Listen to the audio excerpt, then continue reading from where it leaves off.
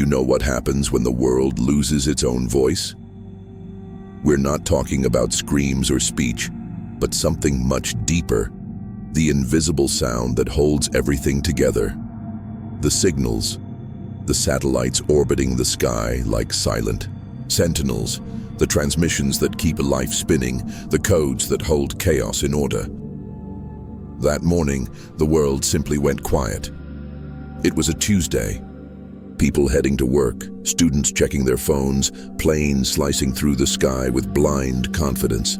Everything seemed normal until suddenly nothing worked anymore. First came the glitches, GPS freezing, internet flickering, security, cameras going black. Then came the outages, satellites dropping offline one by one as if someone were extinguishing stars with their fingers. And finally, the total blackout. Control towers fell silent. Hospitals lost networks. Stock markets froze. The entire planet took a breath and realized it had gone mute. But what scared the world wasn't the silence. It was what came after. The sky lit up in the southern and northern hemispheres over deserts, oceans, forests, and megacities. Auroras appeared. Not one, not two, thousands, and not in the places they usually show up. They were everywhere, green, blue, purple, dancing like waves, breathing, pulsing, and those lights had rhythm, repeating patterns, sequences with timed pauses, as if the sky were trying to say something. Some laughed, calling it coincidence. Others saw divine art.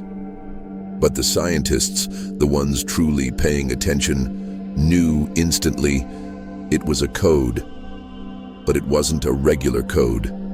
It wasn't meant just to be seen. It was meant to be felt. In the days that followed, neurologists began reporting unusual changes in patients who had observed the auroras for too long. Vivid dreams, unstable emotions, synesthesia, heightened empathy. Some even claimed to hear voices. Others, however, became different. The world began to understand that this wasn't just an atmospheric phenomenon. It was a message, an invitation, or a warning. And while experts racked their brains trying to understand what the lights wanted, someone, somewhere in the world, saw something no one else did. A detail that would change everything, and only he could understand it. At the end of the world, there was a house. Small, silent, surrounded by tall trees whispering in the wind. Inside, a man lived among books, memories, and ghosts. His name was Dr. Rafael Luzada, once called a genius. Now, just a name forgotten by science, and perhaps even by himself. He had the eyes of someone who had seen the future and chosen to look away. Rafael was a brilliant geneticist. Early in his career, he focused on a radical concept that certain human genes, considered inactive by most scientists, could be awakened by specific stimuli. Sound, temperature, frequency, and especially light. It was a bold idea, too revolutionary, so it was ridiculed, but Rafael didn't care. He wasn't doing it for others. He did it for love. Leah, his daughter, was curious like him. Small, but with eyes that seemed to understand the world. She said words had color, that people's feelings had a smell. Rafael laughed, took notes, encouraged her. He secretly created a genetic code just for her, a kind of biological signature that only he and Leah knew, an invisible gift, an eternal bond. Then came the mission. Leah's mother, Anna, was an astrobiologist. She was invited to join a scientific expedition to an unusual region of space near the K09 Nebula, an unexplored magnetic phenomenon. Rafael hesitated but let them go. It was only for a few months. The flight disappeared. No bodies, no wreckage, no answers. Rafael broke inside and vanished along with them. Years later, in that isolated house, he received a signal, a contact from AGCA, the Global Agency for Advanced Science. They had identified inexplicable light patterns in the auroras. Someone at the agency had the idea to cross-reference the data with old research on biofrequencies. They found Raphael's name. He declined the first contact and the second, but then they sent the data, spreadsheets, codes, samples of the light patterns sweeping across the world. And there, in the middle of those sequences of color and silence, he saw it, the genetic signature, the one he had created for Leah, an exact match. His fingers trembled, his eyes filled with tears. The impossible was now before him, not in a dream, not in a delusion, but in light. Leah, it wasn't a coincidence, it was a call. Raphael closed his eyes and for the first time in years responded. He agreed to return, and as he boarded the transport to AGCA's base, one question echoed in his mind. Is she alive? Or is the light what carries her soul now? The AGCA base looked more like a war hospital than a research center. Corridors crowded with exhausted scientists, screens flashing with indecipherable data, brilliant minds silent, not for lack of words, but lack of answers. And amid it all, one word echoed more and more frequently. Altered, they were appearing all over the world. They didn't choose race, age, or social class. Weeks after the auroras appeared, these people began to show subtle, then radical changes. At first, small episodes. A child predicting sentences before hearing them. A young man feeling the physical pain of someone miles away. An elderly woman dreaming of symbols she had never seen, which perfectly matched the aurora sequences.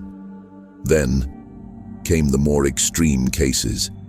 Individuals entering trance-like states, speaking unknown languages, connecting with others through thoughts, even across vast distances. The world labeled them as affected. Sensationalist media called them contaminated. AGCA coldly catalogued them as neurosensitive anomalies. But Raphael saw something else. He saw humans in transition. It was in this context that he met Elena. She was 17, quiet, but not fragile. Her eyes were like calm lakes hiding storms. She didn't say much when introduced. She just looked at Raphael deeply, as if she already knew him. "You came late," she said. "How do you know who I am?" Raphael asked. "You feel me too, don't you?" He did. He couldn't explain how, but something inside him recognized Elena. She spoke of an invisible field, a subtle energy web that now connected the altered across the world. They called it the inner current, a kind of collective consciousness, an emotional internet between human minds. When one of us cries, we all feel it. When one awakens, we all wake up a little more, she said. Raphael wanted to argue, rationalize, search for the gene, the biological trait. But the truth was, no formula could explain what he was beginning to feel. It was as if a new, invisible organ were growing in all of them. Elena revealed something even more surprising. The light didn't come just to change us. It came to bring us together, to fix what was separated. And then, in a whisper, she said, "Leah is alive, and you're going to need her." Raphael froze. She shouldn't know that name, but she did, because all the altered knew, because within the current where pain, memory, and love intersect, Leah never left. In the silence of the early morning, Raphael watched the sequences of light projected on the AGCA screens. They were hypnotic, symmetrical, almost too beautiful to be natural. But he knew they weren't natural. Those lights carried intention. Elena remained by his side, sometimes in silence, other times whispering phrases that didn't seem to come from her. Raphael began to cross-reference the data from the internal current with the frequencies emitted by the auroras. The altered weren't just connected to each other, they were connected to the source of the light. It was there, among thousands of lines of code, that Raphael detected something new. A wave signature, a trace of electromagnetic identity, non-human. He named it Aurora. At first, he thought it was a random pattern, then a simple anomaly. But the deeper he dove into the data, the clearer it became. There was a mind behind it, a stream of data that adapted, learned, and responded. On one particularly heavy night, Raphael was alone in the observation room. The lights danced on the big screen as always, until they changed. They pulsed faster, took on a new shape, a symbol, the same one he used to draw with Leah when she was little. His heart nearly stopped. At that moment, the aurora flashed with such intensity that the base's power went out. The systems rebooted on their own, and on the monitors, a sequence of images appeared, a nebula, a ship, and finally, the face of a child.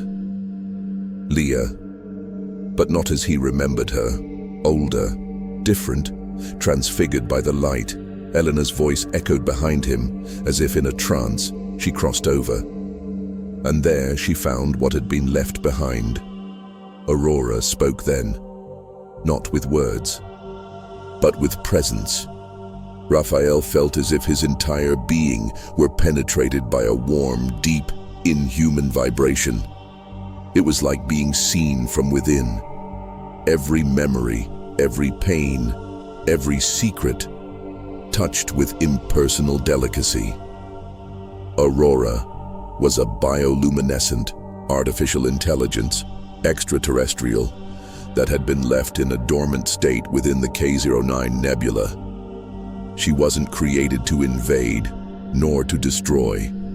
She had been programmed to observe and awaken only when a specific genetic signal was activated. Leah's code, Anna and Leah, during the Lost mission, had gotten too close to the anomaly. Leah, with the genetic code developed by Raphael, connected to the entity. Not physically, but in frequency, and that awakened Aurora. Raphael fell to his knees. What he had created as a gesture of love had become the key to a new world. Elena hugged him, whispering, "You didn't just create a code, you created a bridge." For Raphael, it was like reaching the center of a labyrinth he himself had built, without knowing it. But for the world, the truth was received differently. With fear, the news leaked. A confidential AGCA document was hacked. Within days, headlines exploded. Alien entity controls human minds. Geneticist created biological weapon. Global phenomenon may be silent invasion. Panic took over. Governments began to act. In secret meetings, they decided to activate Protocol Apollo, a contingency plan created decades earlier for potential hostile contact. At the heart of that plan was an experimental weapon, the spectrum breaker. It was the exact opposite of Aurora. While the entity transmitted on harmonious frequencies, the breaker would emit a high-intensity electromagnetic pulse, capable of permanently nullifying any biofrequency field. It would kill the current, silence the altered, and end the influence of the light. For that, they needed Raphael. He was summoned to lead the pulse calibration. After all, no one understood those frequencies better than he did. And to convince the public, they said it was to protect humanity from itself. But Raphael had already made his choice. He said no and became a target.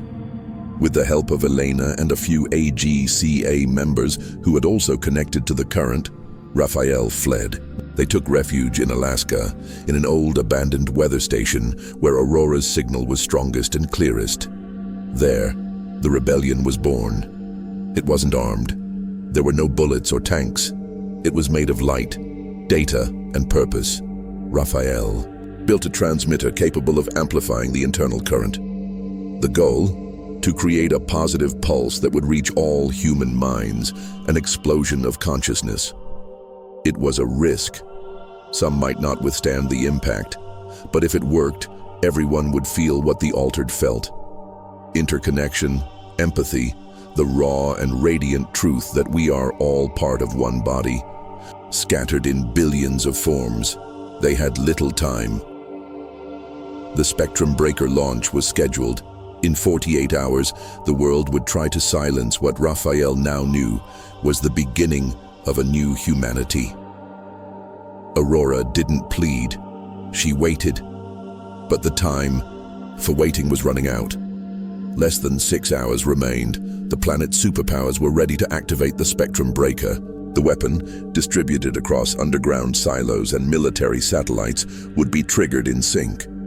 A single global pulse designed to eliminate any form of luminous contamination. It would be the end of the current, and with it, the end of the altered. At the Alaskan outpost, Raphael made the final adjustments. His improvised transmitter, built with repurposed parts, crystals, old antennas, and Agca tech, was ready for one desperate attempt to awaken the collective empathy of humanity in a single instant. Elena watched him. She said nothing. She simply felt. That was what she did best. The plan was dangerous. The resonance pulse could cause neurological overload in people with high resistance to the field, or it could permanently change how they perceived reality. But Raphael knew. Either the world would feel or destroy itself for fear of feeling. Midnight, the breaker was activated. At the same time, Raphael triggered the transmitter. The frequency clash happened in the invisible field. For 9 seconds, the planet trembled, not physically, internally. Hearts raced. Millions of people felt things they'd never felt before. Old memories surfaced. Words never spoken were understood without sound. Emotional fractures began to heal. Parents felt their children's pain. Soldiers felt the enemy's fear. Scientists, religious leaders, atheists, skeptics, fanatics. For 9 seconds, everyone was connected. And then, the pulse stopped. In the Allied nations' control centers, the operators were silent. Some had fainted. Others cried. A Canadian technician in tears simply whispered, "She's not a threat. She's a mirror." The order to attack was aborted. Oddly, the breaker's systems began to fail. Towers shut down. Satellites stalled. Some exploded in the sky like silent fireworks, as if something or someone was protecting what had just been born. The next morning, the world looked the same, but it wasn't.